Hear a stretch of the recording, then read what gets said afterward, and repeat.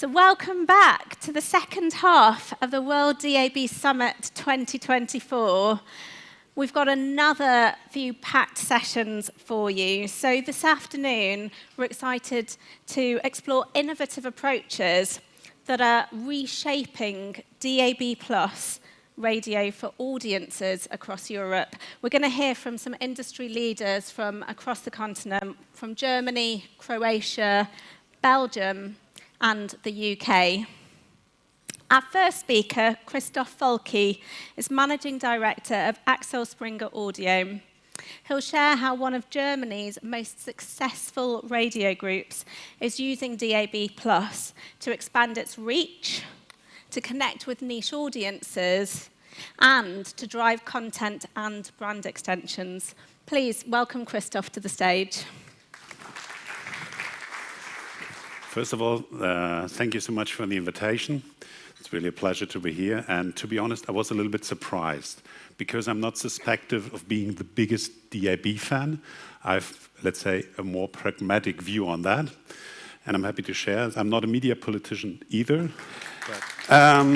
So who am I? I'm Christoph. I'm active in the media industry for over 2 decades, a long time in the TV business, but also in the audio business. And for me, it was always a privilege to work in this industry because I have had the chance to put my, let's say, private passions into a career. And I'm also quite involved in the podcast game for over 4 years now. And usually if people ask me, okay, Axel Springer, as one of the leading European publishers, why you're doubling down on audio, that's basically due to 3 reasons. First one, listening is easier than reading. This is something you all have to keep in mind because it sounds like a rush, but the impact on journalism is huge. Second one is listeners are more loyal than users. We see that on our platforms, a lot of positive side effects as soon as it comes to audio. And the third one is, especially when you're talking about podcasting, that you can connect with the hard-to-reach audience, the young and urban ones. So what we are doing in our audio unit, we divided it into 4 pillars. First one is the management of our radio portfolio. We have a bunch of minority stakes in market-leading private radio stations like Antenne Bayern, FFH, FFN, Radio Hamburg. We also hold the majority in one of the leading podcast production studios in Germany. And then we are also responsible for the podcast activities of our news media brands, Bild and Welt in Germany. And this is our youngest child, Podcast Analytics Podius. We just founded the company and we hope to accelerate growth. But talking about radio, this is our radio portfolio 10 years ago. All the logos and colors are the core assets of our portfolio. So we have some. And now, today, this had increased dramatically, which is basically good news for more audio, more possibilities. And I would like to underline the fact that radio has been a quite resilient business for decades. In Germany, we have 2 strong revenue pillars, national revenues, regional revenues. We have quite stable daily reach, despite all odds. And I think one of the advantage we have is that if you want to listen to radio, you don't need the exclusive attention. And this is the fact that radio is a day companion is, especially in a digital world, a huge advantage. Of course, we have to face, let's say, the typical challenges of traditional media, like how do we address young audiences? How do we manage digital transformation? But overall, I think we could be quite happy. And for sure, the distribution game will change dramatically. This here is a comparison of the current radio distribution mix. It's based on our latest survey, which is the most important survey also for the distribution of our national ad revenue. So therefore, that's, for me, the main currency I'm interested in as a portfolio manager.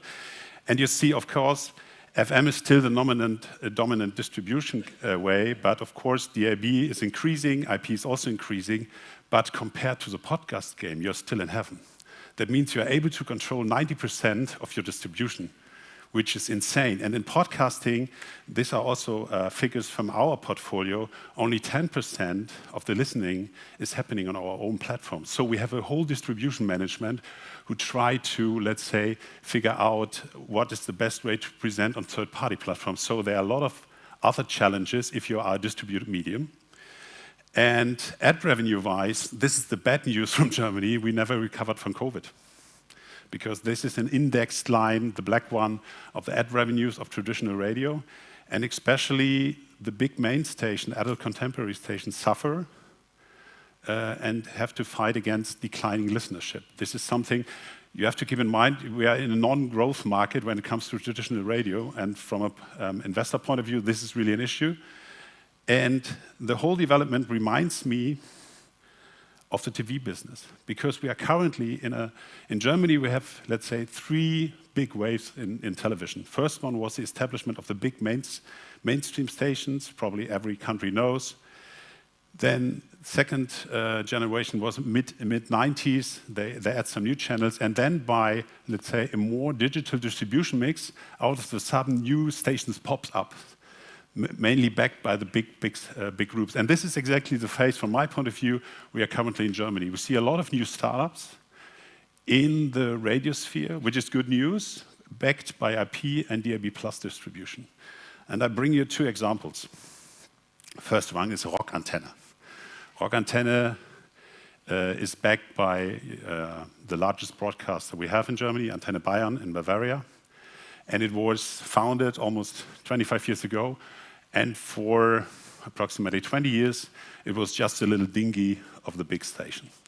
And then in 2017, the shareholders discussed, okay, what can we do to make it a national rock station? And there's a huge opportunity for larger groups. If you want to be a national brand, DAB is a great solution to get there. But the thing is, in Germany, nationwide distribution costs you at least 1 million a year, and you have to make long-last contracts with a long duration of 10 years, so first 10 million. And the big advantage Rock Antenne has had was that it was already listed in the National Media Survey as a station. And this media survey is extremely important, because if you're not listed, you don't get any national revenues. So that's the second biggest issue. If you have a new brand, you must have enough listener that you get listed in this survey. If you're not listed, you don't get revenues.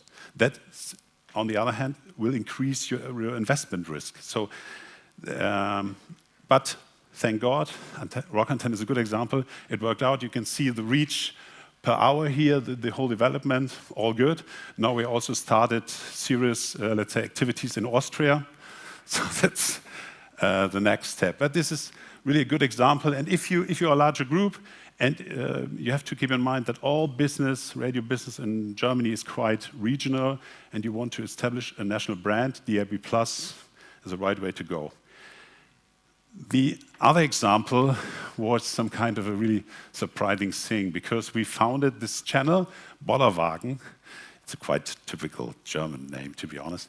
It's not a kids channel. It's some kind of an extreme party music, countryside driven. So if you listen to it, it's like, it's meet the zeitgeist. It's loud, it's heavy, it's not political, it's just party on, and all the cliches you have in mind, you can listen to it here. So, and we started as I wouldn't say as a joke, but as a side project online. And then we saw growing figures month by month. Although no marketing, it's just surprises us all. And after 3 years, we realized, okay, we're getting bigger and bigger. And then we carefully added some DAB areas in order not to put too much strain on a young product. And now it's the second largest product in Germany after Antenne Bayern, online-wise. And it's the only product I know so far that was listed in the MR Audio, which is the basic survey in Germany, without any additional distribution than IP.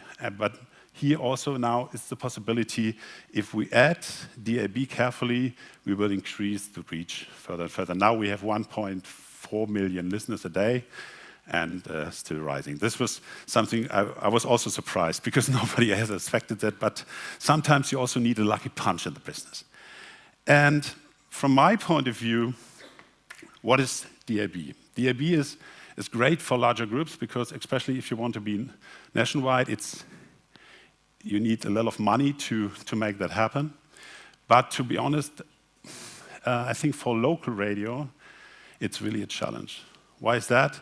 What we see in Germany, also in other countries, is that due to the increasing national competition, because all the bigger radio groups start to launch new channels, new niche channels, let's say the room for the smaller one will not grow.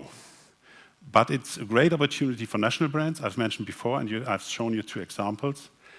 And what I've seen so many business cases over the last 10 years, but the truth is, most of them didn't work out.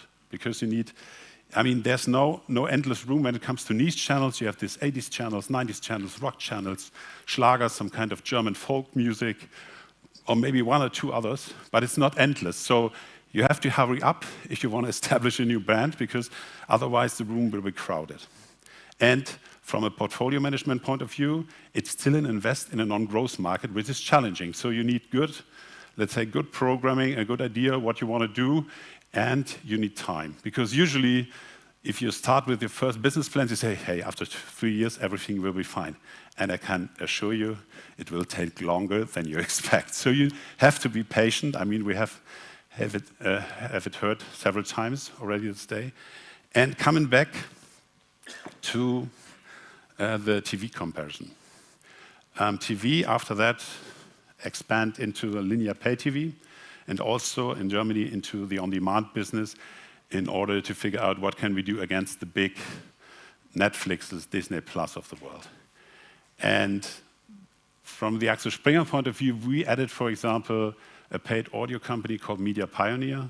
They have a digital newsletter, but also a strong podcast portfolio. And now we have over 50,000 subscribers paying 25 euros per month in the long run. So if you do the math, you see it's a quite successful model. Or we also invested in the podcast game due to the fact that we have decided, okay, if we are in the on-demand world, we must have an answer content-wise there. And this is, especially for radio in Germany. If we're talking about radio, you have to distinguish really a case-by-case situation in the country. How's the situation? What about the framework? But that is what keeps me up at night. Is not the question if it's FM or DAB. That's nice. And if I have the choice, IP distribution or DAB distribution, I will always take a DAB distribution due to lower competition and better visibility and a lot of other reasons. But for me, the question is really how we are able to survive in an IP world. And that's the long game. And maybe DAB is a piece of the puzzle, but that is, I think, the most important questions for radio within the next 10 years. Thank you so much.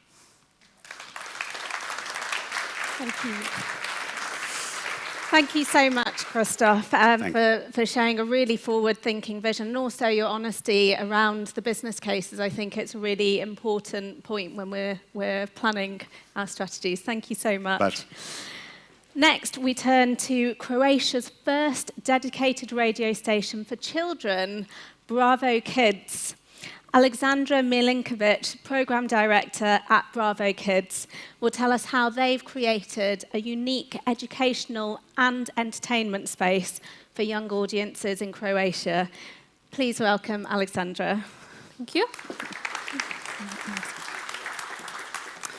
Well, hello everyone. My name is Aleksandra Milinković-Dadić. As you may know, I'm here to talk about first children's radio station in Croatia, Bravo Kids. So, this is us. Bravo Kids! Bok, ja sam Maša i moji najbolji prijatelji su Iva, Ema, Mija. I da, Puž Brzi i Pužica Pjegica. Njih obožavam. Ja sam Puž Brzi. A ja sam Pužica Pjegica. Plešemo uz najveće hitove koji znamo mi pravići, ali i naši roditelji. Kad si sretan lupi dlanom ti od dlan. Kad upoznate Bravo tetu, ona priča najbolje priče. I s njom učimo nove stvari i engleski jezik. Ready, steady, go! DAB plus platforme Bravo HR, Radio Player i Bravo aplikacije. Bravo Kids! So, this is Push Brzi, this is Pušica Pjegica. Actually, they're the most wanted toys in Croatia. Okay, let's talk about Bravo Kids. As I already mentioned, we are the first radio station in Croatia dedicated to children. The radio started last year as an internet channel, and this year, on March 21st, we became available on DAB Plus platform. It's very important to say how Bravo Kids is connected to the most popular radio station in Croatia, Bravo. So the idea was that Bravo met all the needs of its core target audience, which are women aged 30 to 39 who have children, and Bravo is here to be for their children. So we make driving to kindergarten or taking long drives on vacation much easier and fun. The radio is fun because of child-spoken content and music, of course. So when we talk about our slogan is Bravo Kids, songs we grew up with, and our target audience are children aged 2 to 7 years old. So, what are the goals of our project? Reduce screen time, because we all know how much time kids spend on cell phones or watching TV nowadays. And the second reason is that we want to make sure that parents and children are having fun in the car when they're going to school or maybe on weekend getaways. We also want to motivate children to activity, participate in singing, dancing, repeating song lyrics, which results in learning, and creating a habit of listening to the radio. Today, Bravo Kids, tomorrow, Bravo. As I already mentioned, kids nowadays spend too much time on cell phones, and they haven't formed a habit to listening to the radio. So we want to inspire them to see radio as their friend. And the last goal, this is also a new niche and platform for sales. So when we talk about our program, we have educational program and entertaining. In educational shows, children learn about things that are happening around them, such as Olympic Games, European Championship, the arrival of autumn or winter, and they also learn English. Crvena je jagoda. Correct answer. Točan odgovor. Crvena se na engleskom kaže red. Ponovi za mnom. Red. They also have entertaining. In entertaining program, we have storytelling and music, of course. Volim se gibat, voliš se. Kad si sretan lupi dlanom ti od dlan. So when we talk about our schedule, you can see from Monday to Sunday we have storytelling and the music. We also offer good morning and bedtime stories. And on the weekend we have educational shows, Bravo Genius, what we learned in Bravo Genius, we are learning English. Okay, we have two features. They're actually in that part of entertaining program. First feature is famous people from Croatia are reading good morning and good night stories. It's poznate priče i pričalice. And the second feature is velika pitanja malih ljudi. Big questions from little ones. We have one beautiful girl, Masha. She's 7 years old and she's recording interviews with adults. Dobar dan. Dobar dan. Dobar dan. Jako mi je drago da sam ovdje s tobom. I meni s tobom. Moje veliko zadovoljstvo. I meni. I meni još veće. I meni još veće i veće. Izvoli, što te zanima? Kada ćeš se udat? Kad ću se udat? Vjenčat. Pa ne znam. Ja imam curu već dugo godina, već 8 godina, ali nismo još uvijek razgovarali o tome i mislim da Ne znam, ti si danas rekla da se ne želiš nikad udat, možda ni ja isto se ne bih htio nikad vjenčat, ne znam. Vidjet ćemo, za sad nemamo nikakve planove, ali ako budemo nešto, zvat ćemo te na svadbu da dođeš. Masha is a big star. Every time we put a new interview, we publish new interview on our Instagram or YouTube channel, we got a lot of PR in the media. She's really, really big. So, you probably ask yourself, where can I listen that cool, funny radio? So we are available on Bravo website, Bravo application, radio player application, Spotify. On Spotify you can listen all bedtime and good morning stories and interview, of course. We are available on DAB Plus platforms, and we have Instagram profile. On Instagram profile you can watch Masha and her interviews and do-it-yourself videos. Of course, there's a lot of benefits about Bravo Kids project. Satisfy listeners, we care confirmation, because our goal is we want to make sure that every parent knows that we care about their child, that we care about their future, about their eating habits, and everything else. Also, new clients and higher income is one of the benefits. New listeners, we have those who may not have listened radio before, and they are listening now our program. Of course, new off-air platforms, such as organizing concerts for children. Perhaps next month we have a really big Christmas concert for kids with famous Croatian musicians. And for me, as a program director of Bravo Kids, when we talk about benefits, our favorite messages are from parents, because sometimes they are really emotional. For example, this message is from a mom whose child has communication problems. And she said that her child spoke with the help of our program. So this is the best confirmation that we are doing a great job, because we are raising a new, better generation. And that's it. Thank you very much. Enjoy in Zagreb, and hope you see you next year, maybe.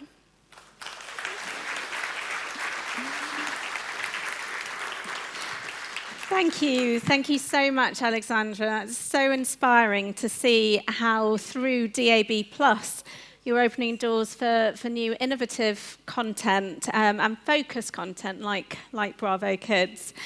So up next, we're going to hear from Belgium's radio industry with Frédéric Giron, Head of Audio at RTBF. Frédéric will discuss the joint efforts of RTBF with private radio stations in Belgium's French-speaking region to form maradio.be. So please welcome Frédéric. Thank you.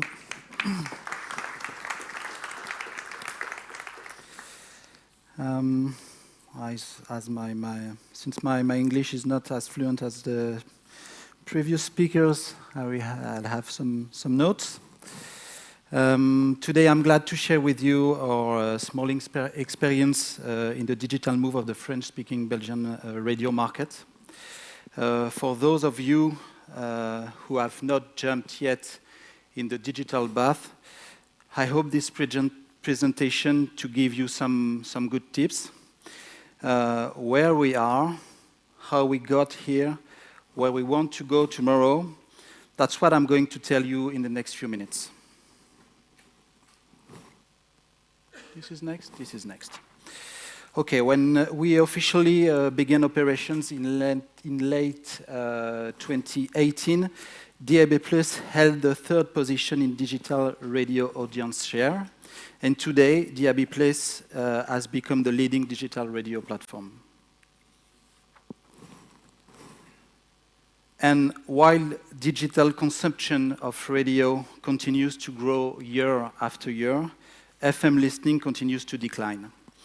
And this year, we should have reached the tipping point. I will have the results of our annual study at the very beginning of 2025. and we'll see if this hypothesis is confirmed. So for the very first time this year, the radio sector is mature enough to consider the conditions of FM switch off. And we expect FM's audience share to fall below 15% by 2030. This is not for children. Looking back, one of the keys to success seems to be, at first, a common vision shared by the entire sector. That of retaining as much control as possible over distribution in order to protect radio like good wine. Remember the acronym AOP for the next slides. I think it's the thread we followed to get this close to the tipping point. So let's start with A for ambition. From the very beginning, we recognized that the future of radio would be digital. Our first ambition was to pave the way for a vibrant future for radio in the digital media landscape, primarily through DAB+, but also through radio player for the over IP aspect of our journey. Let's continue with A, this time for alliance. French-speaking Belgium radio industry decided to join together to facilitate a digital distribution of radio with DAB+ at the heart of a multi-platform hybrid strategy. And in 2013, RTBF, so the public service media, together with the main private radio stations, finally created maradio.be, a digital radio alliance promoting DAB+ and radio player in Belgium's French-speaking regions. What's particularly noteworthy is that our local industry has undergone a complete paradigm shift. From fierce competition in FM distribution, we have moved onto a relationship of full trust in DAB+ and over IP distribution. RTBF even became the DAB+ distribution operator for the entire French-speaking market. But the era of competition we have entered does not prevent us from continuing to fight for our content and marketing. In these fields, we strongly remain competitors. Let's move on to the O. O for obstinacy and optimism. In other words, don't give up and stay optimistic. Please have a look at this slide. While the European Electronic Communications Code allows member states to ban the sale of FM-only radio receivers, as is the case in Belgium,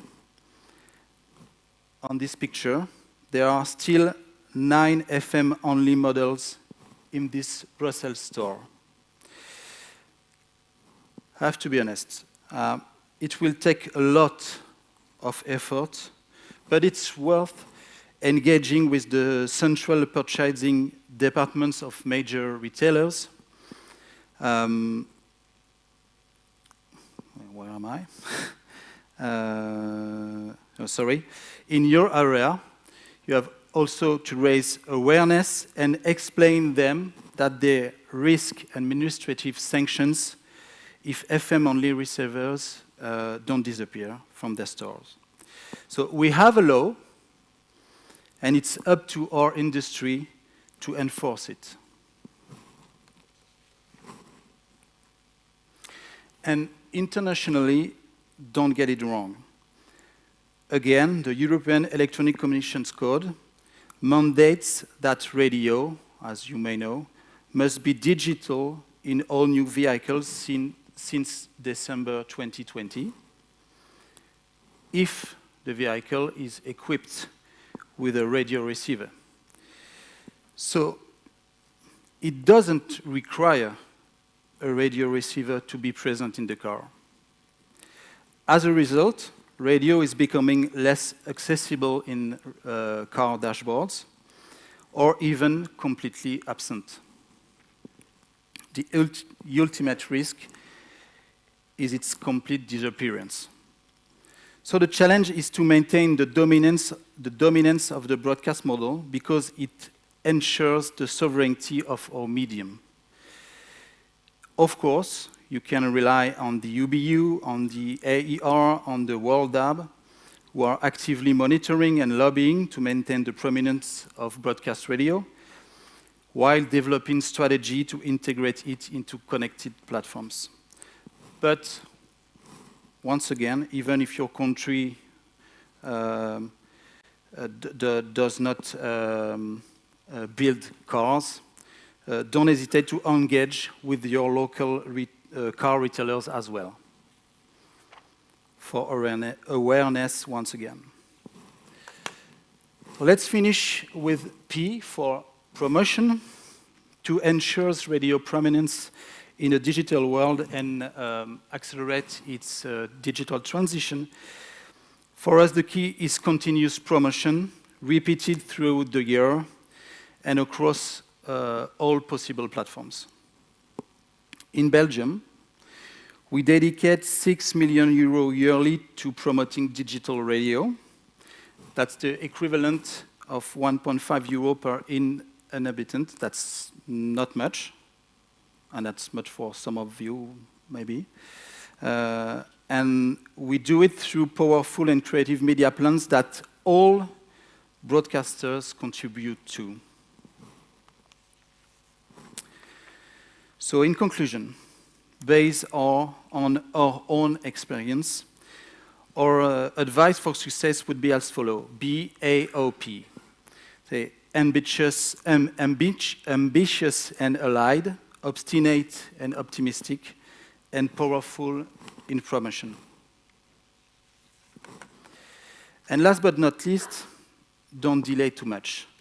The competition is elsewhere and much fiercer than with your local historical competitors. All that's left for me to do is wish you good luck and say cheers, à votre santé in French. And I would have one last word.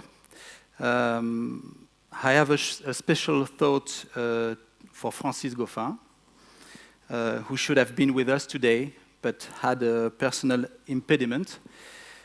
I can say that without him, the French-speaking Belgium radio market would not be where it is today. AOP is really what Francis is all about. I think you would agree with me if you know him. I thank you for your attention.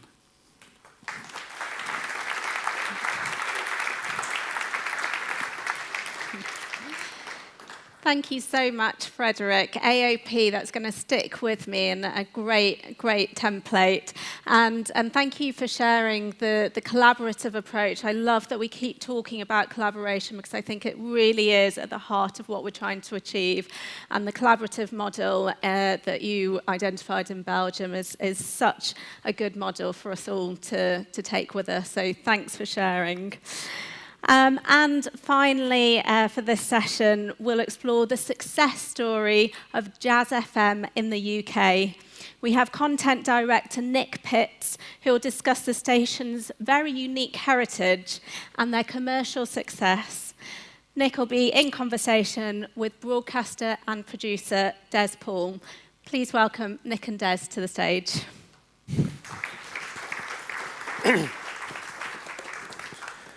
Good afternoon, everybody. Afternoon. This is they call them fireside chats these days. This is our little fire. It's all warmed up. Nice and warm. Yeah. I hope everyone's had a good day. Thank you, Radna. Let me introduce our special guest this afternoon. 30 years in radio, working for BBC national stations, small-scale stations, launching DAB stations, working on some of the biggest breakfast shows in Europe, national commercial radio. Now content director at Jazz FM and Magic Classical. You've been part of Jazz FM since 2008, since the DAB relaunch, and also seeing the station through the sales process to be acquired by Bauer Media. You're also trust and vice chair of the Radio Academy. Yeah. Pretty easy life. That's a piece of whatever. Yeah. It's interesting because you said 30 years there. Yeah. When I started, DAB digital radio was in its infancy then in the UK. One thing I've learned today is that not everyone is in the same place today as it is. Some people are still battling to get it there, and so I'm putting the hands up to say it does work. It's fantastic, and it has made a station like Jazz FM. And I think back then, I started in radio nearly 30 years ago, and people were talking about DAB and the fact that it would supersede FM, and people just weren't, what? You're going to turn FM radio exactly. off? That's never going to happen. And although there isn't a date yet for turn-off, it's overtaken it. Absolutely. A few years ago, didn't it? So we're here this afternoon to have a quick chat about Jazz FM. So tell us about how it all came about. Yeah, so Jazz FM is what they call a heritage station in the UK. It celebrates its 35th birthday next year. And in late 1989, it won the first London FM licence to have been advertised for commercial radio since 1973. So it had been a long time coming, and it's always been a bit of a trailblazer as a brand because it was the first non-general service, non-pop radio station to win a licence and launch. So it was specifically a jazz radio station. Over the years, the one thing they realised pretty quickly was doing a niche broadcasting a brand on a mass medium like FM in a city of 10 million people was very, very difficult to make it work commercially. And it went through many, many guises and changes in its format. It came off of FM in 2004, but I was part of the team that brought it back in 2008 exclusively as a DAB radio station. And we were one of the first independently owned DAB stations in the UK as well, and we've been there ever since. Didn't it change at one point to JFM? It changed to JFM because the research said people don't like jazz. Go figure. Yeah. But I think, where it is today, I mean, I'll show a video in a second, where Jazz FM has got to today as being something that is actually leading a music community in the UK with over 500,000 listeners a week and wanted by the second largest media owner in the UK to be part of that as one of its 8 pillar brands is fantastic. And Jazz FM of back then, very easy for you to, with a mainstream mind in that FM world, go, it should be Ella Fitzgerald, it should be Frank Sinatra, it should be the crusty old jazz. We've created something that is not thanks to the world of digital radio. And do you want to play the video? Because this is what it's like today.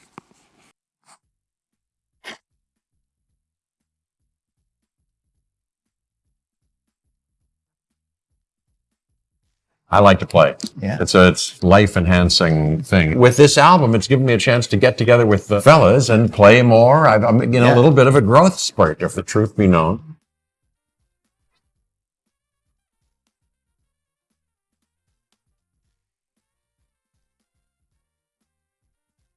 I said, Horace, I can't sing that.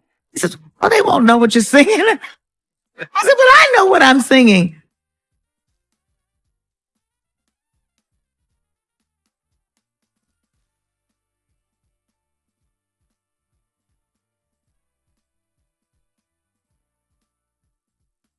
I've become a better communicator in my life, in my role as a husband, as a father, all those kind of things. I think I've learned to be a bit more open.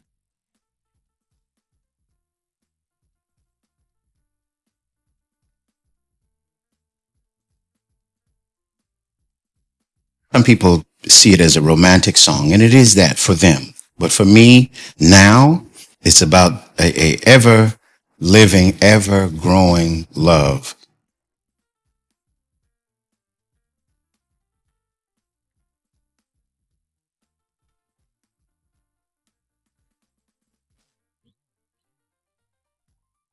I'm Marcus Brigstock, and this is the Jazz FM Awards. We're so pleased that you're here.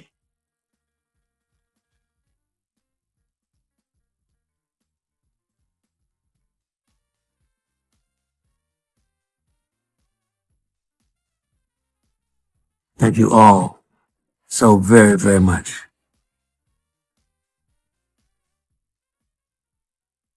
That's a fantastic snapshot of what Jazz FM is about, and I think it's really interesting to see the variety that jazz music encompasses, because as you say, people's immediate assumption of jazz is the old standards, but clearly jazz has many different forms.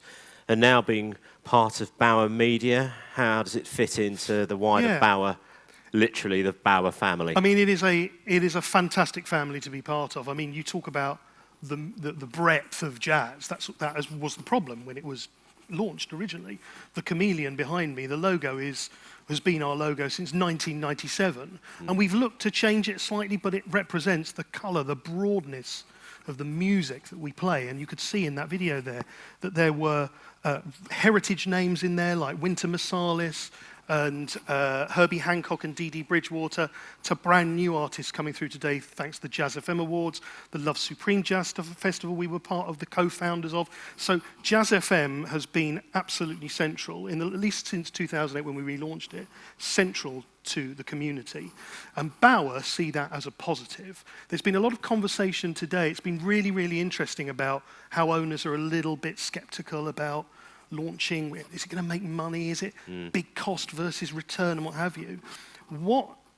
How Bauer see this, as Bauer has 8 pillar brands, which includes Kiss, Magic, Absolute Radio, GHR, Hits Radio, Planet Rock, Kerrang, and Jazz FM. Those are the 3 specialist brands. Yeah. And it sees that as a way of ensuring that we get the biggest share of listeners possible listening to a Bauer radio station. So it's not about getting big base numbers. 500,000 a week might not sound big. It's about 1% of the UK population, but it's talking to, got some research a while ago, about 5 million people buy a ticket to a jazz concert once a month. That could be from something in a small bar to a big stadium concert. So we talk to 10% of an audience that's not spoken to by anyone, and that by default is quite a high demographic audience. So what that does is it just means that there's more people listening to Bauer for longer, meaning that as a commercial entity, we can sell more commercials to them and make more money. So Bauer see it as part of the big pot, not, well, it's only 500,000. They see it as that's a valuable 500,000. Because if you add our audience, Planet Rocks and Kerrangs, it actually pulls us much further away from our biggest competitor. Okay. Now, there are a lot of people in the room today that are interested in finding out more about DAB because they're at different parts of the journey. And as you've said, and we've seen today, we're getting some markets where clearly digital listening has superseded FM. We've got Switzerland where FM is going to become obsolete in 2025. Yeah. So what has DAB done for Jazz FM? Well, it's allowed it to survive. I mean, you know, it's as simple as that. It's allowed it to live at a cost base that it can afford to live at. Especially now, because DAB Plus has grown in the UK exponentially to a point where there is, you know, the FM is still very strong, but no one battles for FM licenses anymore. There are, you know, I can sit in my car on my drive, go back 20 years, and I would have seen 7 radio stations. Now I sit there and I can see 80 or 90 radio stations, of which we're one. What digital radio has allowed is, you know, just hearing then about the kids, the Bravo Kids. Yeah. You know, that was not possible, is not possible in a world that is just FM. So what it allows you to do is talk to communities and super serve those communities, which has massive value to commercial operators. Do you think, on that commercial side of things then, that being on DAB gives you potential digital revenues that are non-traditional, you know, aside from standard spot advertising or sponsorships? Yeah, I think it does. I mean, it talks to, traditionally, especially with DAB still being quite new, I say it's been around for nearly 30 years in the UK, but you have to have a certain outlook on life to understand how digital works, so you talk to a different audience. But still, there is still the traditional ad sales structure within that. But, as I say, if it wasn't for digital, Jazz FM wouldn't be there, and then be able to broaden out in ways like creating a festival that was profit-making in the first year, or creating programming that brings extra sponsorship in, that because the bigger brands wouldn't have space for that sort of programming on them. So being a digital station allows you to create amazing content that you can then monetize. And, you know, it would be remiss of me to say that Jazz FM, yes, in 2008, launched on DAB in 4 regions around the UK. It soon became national. It's part of the Rayo app, which is the Bauer mobile phone app, and within that we have a premium service where we have 10 extra radio stations, Jazz FM branded, that range from 24 hours dinner jazz, which is a heritage program we've run since day one back in 1990. It's still on air today, 2 hours a night, but we have a whole 24-hour stream of it, and that subscription service brings in extra money, but it's all built off the back of a DAB radio station. We're coming to the end of the year, so what are the plans for 2025? 2025, so you would have seen up there on the video the Jazz FM Awards, which we last celebrated in 2022. We've paused it for a little bit, but it's coming back next year, and that in itself is a revenue-generating opportunity. The awards itself is funded entirely by sponsorship, and it is a traditional awards ceremony that celebrates 10 or 12 categories. It's seen internationally by artists internationally as one of the big moments in the calendar. So that's returning next year and brings commercial opportunity. It brings amazing content opportunity, and things like the Jazz FM Awards ensure that the brand sits central in that community, has authenticity, which is really, really important about what you do on the air. You know, we can say content is king, but if it's not any good and doesn't have authenticity, no one will listen regardless of the distribution. So to make it authentic, you do things like the awards. We're going to be back at Love Supreme again. This week there's the London Jazz Festival we're broadcasting from. We'll be doing that next year. Cheltenham Jazz Festivals, we go all over the UK to broadcast and create content from those, which builds our brand. What about Europe? Europe has a big jazz scene, doesn't it? Do you know what? I mean, Bauer UK is part of Bauer Media International. I have been banging on doors since we became part of Bauer in 2018 going, hello, it's a very well-known brand. Yeah. Can we not do something with it? And it's something I'd love to do. It really is. A bit of general advice for people here who are looking at switching to DAB or switching brands to DAB. What would you say? I would say go for it. Trust it. It's fantastic. It might be a bit of a slog to get there. Do think about that opportunity that it gives you in grabbing more audience for your media owner. So don't think about it as an individual audience number. Think about it as market share and the opportunity it allows you to grow your business against your competitors. It's all about that market share. And think about this is the way to grab niche audiences, because if you've got a jazz lover out there and they're not served and they hear that there's a jazz radio station on a DAB radio set, they'll go and buy one. And that in itself will help people, that will help proliferate the sets and the technology across the sector. If you're just going to offer them a simulcast of what's on FM, why would they go and do that? Okay, it's a long game. Long game, for sure. As I say, 30 years going here in the UK. It's a long game, but as you know yourself in how you work, digital radio, DAB radio, and all that it brings is absolutely the way forward now. I've got one final question. Yeah. We've been talking about Jazz FM. You're not on FM. No. And it's funny, isn't it? And I always say to people, that harks back to this brand that was created in 1990. It is known internationally as Jazz FM. Yeah. You know, and if we took the FM off, it sort of loses its name. And I sort of go, I say, think of it as 6 letters. Yeah. Jazz FM. There's a radio network in the UK called Heart. It's got absolutely nothing to do with this, but it's built a brand around its name. And the name Jazz FM has an amazing brand to it. You take the FM off and it means nothing. Yeah. All right, Nick Pitts, thank you very much. Pleasure. Thank you for having me. Just stay there for me for now. Thank you so much. Thank you so much, Nick and Des. We do have a little bit of time for a couple of questions. So please raise your hand. I'll call on you, and do wait for the microphone. So please raise your hands if you've got any questions. Okay, one in the middle here. Thanks. And please do say who you are and where you're from. My name is Barry Eskers from 2WCOM Systems. I don't have a question, but just an addition. Because of the name Jazz FM, I was just talking here with my friend Lars Peter, said, why not call it Jazz Fine Music? It's still FM, so not related to the FM modulation, but to fine music, because that is great music. Thank you. Thank you. There was here we go. Show the anorak now. Yeah. Back in the late 1980s, Radio 1, the BBC's national pop station, went from being an AM-only station to having an FM network. And they rebranded themselves as Favourite Music for that very reason around FM. It was a way of getting that ingrained in the listeners' heads. And we do also have Frederick, Aleksandra and Christoph with us still, so please do let me know if you've got some questions for them while you think. I have one which I'm really interested for those people who are looking to set up their new DAB or DAB Plus stations. So many of you, like yourself, Nick, you're quite mature on DAB. Bravo Kids has launched a few years ago. I'd really love to know if you could go back and start again, what would you do differently, given what you've learnt? Perhaps Aleksandra or Christoph, we could come to you first. Just your top tips. Christopher? Well, my top tip would be probably, if you're thinking about a new music format, before starting, let's say, a national-wide DAB channel, figure it out IP-wise, start several web radios and see what happens. And then you can reduce your risk if you start.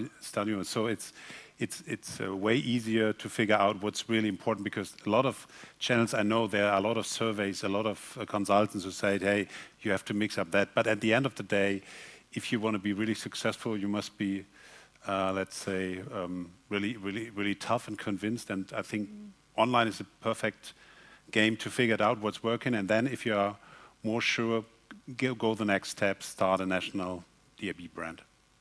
Yeah, thank you. And Aleksandra, that's exactly what you did with Bravo Kids. You launched online first, and then you moved to DAB+. And then this year, we become available on DAB+ platform, yes. Yes. And so if you were starting your journey again, would there be any tips or learnings that you might share and give advice on?